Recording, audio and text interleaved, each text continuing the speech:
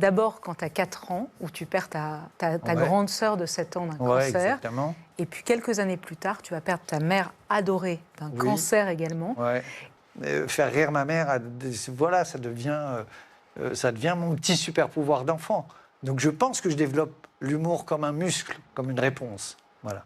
Salut à tous, j'espère que vous allez bien, que vous passez un bon dimanche. Je ne sais pas si vous avez vu l'émission hier Quelle époque, mais on a pu y voir un Philippe Cavrivière un petit peu différent que d'habitude. D'habitude, il nous fait rire et ici, il nous a fait arracher quasiment une petite larme. Déjà, vous le savez, pendant la journée, il avait annoncé son départ de l'émission Quelle époque, car il repart en tournée et...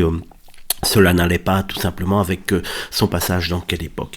Et donc hier, il était sur le plateau plutôt en invité plutôt que pour sa chronique.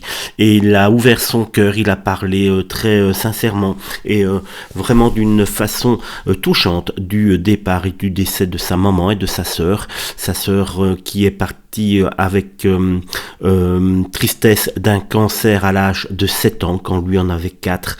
Elle est morte d'un cancer pédiatrique et c'est pour cela qu'il se bat depuis maintenant de très nombreuses années aux côtés de 4 femmes avec l'association Léo qui vient en aide aux enfants en bas âge touchés par le cancer. Et Philippe Cavrivière a dit qu'il était le parrain mais que c'était les femmes qui étaient très très importantes là-dedans.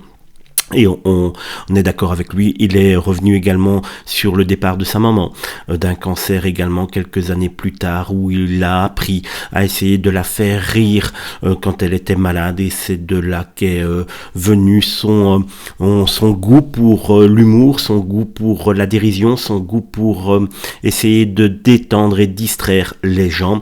Un passage vraiment très très touchant, je vous mets le lien dans la description de la vidéo si vous voulez aller voir ce passage.